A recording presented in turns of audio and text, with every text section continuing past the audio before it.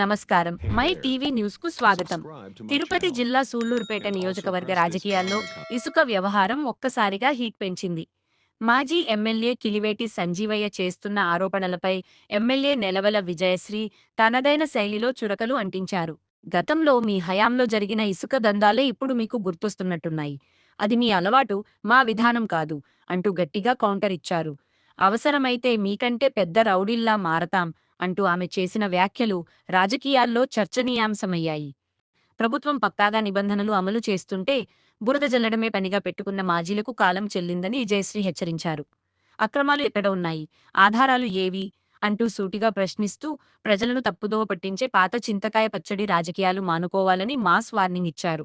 ఇదే క్రమంలో 786 రఫీ కూడా రంగంలోకి దిగి సంజీవయ్యపై విరుచుకుపడ్డారు. అక్రమ ఇసుక దందాలు మీ హయాంలో జరిగాయని, ఇప్పుడు మాది పారదర్శక పాలన అని గుర్తు చేశారు. తమ నాయకులపై అవాకులు చవాకులు పేలితే సహించేది లేదని ఖబర్దార్ సంజీవయ్య అంటూ రఫీ ఉప్పులు చెరిగారు. పెద్దలందరూ కూడా ఇసుక విధి విధానాల గురించి ఎక్స్ప్లెయిన్ చేయడం జరిగింది. గతంలో 2014-19లో 1000 నుంచి 1200 వరకు మనకు ఒక ట్రాక్టర్కి కేటాయించడం జరిగింది. అలాగే ఆ తర్వాత ఒక్క ఛాన్స్ అంటూ ప్రజల్లోకి మాయమాటలు చెప్పి వైఎస్ఆర్ ప్రభుత్వం ఏర్పడిన తర్వాత పూర్తిగా దాన్ని 7,000 నుంచి 8,000 వరకు ఒక్కొక్క ట్రాక్టర్ని ఎత్తుకోవాలంటే 7,000, 8,000 కట్టే పరిస్థితి తీసుకొచ్చి కానీ లేదా సొంత ఇంటి కళ నెరవేర్చుకునే ఎవ్వరికీ కూడా, అలాగే కాంట్రాక్టర్లకు కూడా కట్టే పరిస్థితి లేకుండా గత ప్రభుత్వ నాయకులు చేశారు. మా నాయకులందరూ కూడా చెప్పడం జరిగింది, గతంలో ఈ ఇసుక విధానాల వల్ల ఎక్కడ కూడా కన్స్ట్రక్షన్స్ అన్నీ పూర్తిగా ఆపేసి కాంట్రాక్టర్లు కానీ లేదా నిరుపేద ప్రజలు కూడా ఎంతో నష్టపోయిన పరిస్థితులు మనం గతంలో చూసాం. ఈరోజు మన ముఖ్యమంత్రి వర్యులు శ్రీ నారా చంద్రబాబు నాయుడు గారు ఉచిత ఇసుకను తీసుకొచ్చి చాలామంది హౌసెస్ ఈరోజు మనం శాంక్షన్ చేస్తున్నాం. అవన్నీ కట్టుకోవడానికి అనుకూలంగా ఉంటుంది కాబట్టి ఈ ఫ్రీ ఇసుకని తీసుకొచ్చి అందరికీ అందించి, ఇసుకను అందించి నిర్మాణాలు పూర్తి చేయమని అందరికీ ఆదేశిస్తే ఈరోజు దాన్ని కూడా నెగిటివ్ చేస్తూ మాట్లాడుతూ రౌడీల్లాగా రీచ్ల్లోకి వెళ్ళి ఎక్కడో ఉన్న వెహికల్స్ని అప్పటికప్పుడు తీసుకొచ్చి రీచ్లో పెట్టి ఫోటోలు తీయడం, వీడియోలు తీయడం, అధికారులను బెదిరించడం, అక్కడున్న డ్రైవర్లను కొట్టడం లేదా మెషిన్స్ని పగలగొట్టడం, ఇలాంటి రౌడీ రాజకీయం గతంలో 5 సంవత్సరాలు చూసి విసిగిపోయి ప్రజలు ఈరోజు మిమ్మల్ని 151 సీట్ల నుంచి 11కి తెచ్చారు. అయినా కూడా ఇంకా దౌర్జన్యాలు ఆపకుండా ఇంకా కూడా అదే దౌర్జన్యం కొనసాగిస్తూనే ఉంటే ప్రజలు గమనిస్తున్నారు, ఇంకా కూడా గమనిస్తారు. 11 సీట్లని సింగిల్ డిజిట్ తెచ్చుకునేంత వరకు కూడా మీరు ఈ దౌర్జన్యాలు ఆపరని ప్రజలందరికీ కూడా తెలుసు. ఈ విషయాన్ని మీరు గుర్తుపెట్టుకొని వ్యవహరిస్తే మంచిది.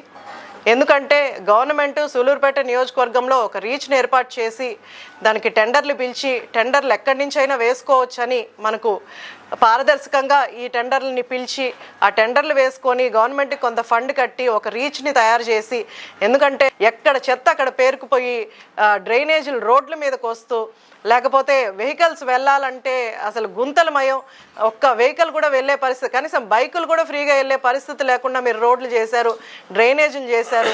గ్రామీణ ప్రాంతాల్లో అయితే పూర్తిగా వదిలేశారు జనాల్ని. కేవలం ఇక్కడ నుంచి శాండ్ తోలడం, చెన్నైకి తోలుకోవడం, దాంట్లో వచ్చిన డబ్బుల్ని క్యాలిక్యులేట్ చేసుకోవడం, కంప్యూటర్లో కొట్టుకోవడం, పెట్టుకోవడం. రఫీబాయ్ చెప్పినట్టు ఒక మనిషిని పెట్టుకోవడం, దాంట్లో క్యాలిక్యులేషన్స్, కోట్లలో డబ్బులు సంపాదించడం, వెనకేసుకోవడం. ఇవి తప్ప ఏదైనా అభివృద్ధి పనులు చేశారా? మీ ప్రభుత్వ నాయకులు హత్యలు చేస్తే ఎమ్మెల్సీ పదవులు ఇస్తారు, హత్యలు చేస్తే చైర్మన్లుగా ఇస్తారు, లేదా ఎమ్మెల్యే సీట్లు ఇస్తారు. అసెంబ్లీలో మనం నిద్రపోయేది పక్కన పెట్టండి, అవతల మీద అసత్య ప్రచారాలు లేకపోతే ఎవరో ఒకరిని పర్సనల్ గ్రడ్జెస్తో పర్సనల్గా మాట్లాడడం తప్ప రాష్ట్ర అభివృద్ధి కోసం ఎంతవరకు మనం చేయగలం? ఎందుకంటే మనం నియోజకవర్గంలో సమస్యలని చూస్తూ ఉంటాం. అది మనం చెప్పే వేదిక అసెంబ్లీ. ఒక మంచి వేదిక దగ్గర మనం అసెంబ్లీలో మనం ఏదైనా సమస్యల గురించి మాట్లాడితే వాటి గురించి యాక్షన్ తీసుకొని వాటి సమస్యలు పరిష్కారం అయ్యే ఆలోచన ఏ ఒక్క నాయకుడికి కానీ లేదు. కాబట్టి మళ్ళీ ఇసుక దగ్గరకు వచ్చి ఇసుక గురించి మా ఫ్యామిలీ గురించి లేదా కూటమి నాయకుల గురించి ఏదో ఒకటి మాట్లాడడం, దాని గురించి ప్రజలను డైవర్ట్ చేయడానికి ప్రయత్నిస్తున్నారు. కానీ ప్రజలకి విషయం తెలుసు, నిజాన్ని గ్రహించే ఎబిలిటీ వాళ్ళకు ఉంది. కాబట్టి ముందు మీరు తెలుసుకోండి, మీ వెనకాల జనబలం ఉంది. ఎవరినో ఒక 4 వెహికల్స్ని తీసుకొచ్చి అధికారులను బెదిరించి లేకపోతే అక్కడ ఉన్న డ్రైవర్లు కొడితే మీ రౌడీజాల వల్ల ఎవరు ఇక్కడ భయపడే వాళ్ళు లేరు. చంద్రబాబు నాయుడు గారు అంటే ఇక్కడ మీకంటే పెద్ద రౌడీలుగా మేము ఉంటాము, కూటమి ప్రభుత్వాన్ని నిలబెట్టుకుంటాము, ఖచ్చితంగా మన నాయకుడిని ఏమన్నా అంటే మాత్రం ఖచ్చితంగా అందరు రెస్పాండ్ అవుతారు. కాకపోతే మన నాయకుడు ఎప్పుడు కూడా పార్టీలకు అతీతంగా మీరు అభివృద్ధి పనులు చేయండి, ఎలాంటి కక్ష సాధింపులకు వెళ్ళొద్దు, ఎలాంటి గొడవలకు వెళ్ళొద్దు అని ఆయన అక్కడి నుంచి మమ్మల్ని కంట్రోల్ చేస్తున్నారు. కాబట్టి నాయకులందరూ కూడా సైలెంట్గా ఉంటున్నారు. దీన్ని చేతగానంతనంగా తీసుకొని మీరు ఎక్కడ పడితే అక్కడ గొడవలు చేసి రచ్చలు చేస్తుంటే మాత్రం ఖచ్చితంగా మేము ఏదైనా సమస్య ఉంటే లేదా అక్కడ ఏమైనా అక్రమాలు జరుగుతుంటే మీరు అధికారులకి ఇన్ఫార్మ్ చేయండి. మీరు ఇంకా ఎన్ని దౌర్జన్యాలు చేస్తారు? ఇంకా నుంచి ఇలాంటి దౌర్జన్యాలు ఖచ్చితంగా నియోజకవర్గంలో జరిగితే ఖచ్చితంగా యాక్షన్ తీసుకునేలాగా మేము అందరం కూడా పోరాడతాం. మీరు ఏదన్నా ఉంటే అభివృద్ధి పనుల్లో పోరాడండి, ఏదైనా మేము చేయడానికి సిద్ధంగా ఉన్నాం. పెద్దలందరూ మనం రీచ్ ఇతనే చెప్తాడు, మళ్ళీ మీడియాలో రీచ్ అని ఇతనే చెప్తాడు. మళ్ళీ అక్కడ పోయి ఇది అక్రమంగా ఇసుకెత్తున్నారు ఏడాను. సంజయ్ గారు, నేను మిమ్మల్ని ఒకటి అడుగుతున్నాను సూటిగా, అంటే మా సంజయ్ గారు ఎమ్మెల్యే గారి గురించి వాళ్ళ ఫాదర్ గురించి మరి మాట్లాడితే జీపీ సార్ గురించి మాట్లాడుతాం, మళ్ళీ మాట్లాడితే చంద్రబాబు నాయుడు గురించి మాట్లాడుతాం, లోకేష్ గారి గురించి మాట్లాడుతాం. వాళ్ళ కాలు కోటికి సరిపోతావు నువ్వు? నేను నీకన్నా అక్రమ విజయాలు చేసిన వాళ్ళ, నీకన్నా అవినీతిగా సంపాదించిన వాళ్ళ. గతంలో టిట్కో ఇళ్ళ కాడ కనీసం ఒక 500 పైచిలుక లారీలు ఇసుక టిక్కో ఇలా వెనకునింది. మరి ఆ రోజు నువ్వు ఉన్నావు, నేను ఉన్నా. ఆడ క్వారంటైన్ సెంటర్ పెట్టినప్పుడు పోయినాం, చూసినాం, పెద్ద కొండ. మరి క్వారంటైన్ సెంటర్ ఎత్తేస్తేనే ఆ కొండ ఎక్కడ పోయింది సంజీవ? నేను అడుగుతున్నాను నిన్ను. ఇసుక కొండ టిట్కో ఇళ్ళ కోసం గవర్నమెంట్ డబ్బులు పెట్టి లారీలతో ఎత్తి ఆడ ఇసుక ఎత్తి ఆడ డంపింగ్ చేసింది టిట్కో ఇళ్ళకి కట్టేదానికి. మరి క్వారంటైన్ సెంటర్ అక్కడి నుంచి ఎత్తేస్తేనే ఇసుక కూడా ఎక్కడికి వెళ్ళిపోయింది సంజీవయ్య? అవన్నీ నువ్వు చెన్నైకి సప్లై చేయలేదా నువ్వు? మరి సూళ్ళూరుపేటలో ఇక్కడ ఒక సీనియర్ వైఎస్ఆర్సీపీ లీడరు అంటే ఒక ఎంపీపీని పెట్టుకొని మొత్తం నువ్వు చెన్నైకి సప్లై చేయలేదా? ఒక బండి 1.5 లక్ష రూపాయల లెక్క నువ్వు సప్లై చేసావు. మొత్తం 7.5 కోటికి పై చిలుక ఆ ఇసుకలో నువ్వు దోచుకున్నావు.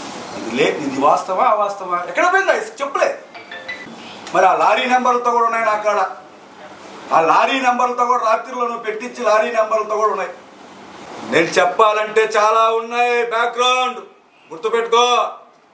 జాగ్రత్త, మీరు మీ పద్ధతి మార్చుకొని మీరు ఇంకొకసారి కానీ మా తెలుగుదేశం పార్టీ ప్రభుత్వం మీద మాట్లాడినా, మా చంద్రబాబు నాయుడు మీద మాట్లాడినా, మా లోకేష్ గారి మీద మాట్లాడినా, మా పవన్ కళ్యాణ్ గారి గురించి మాట్లాడినా సహించే ప్రసక్తే లేదు.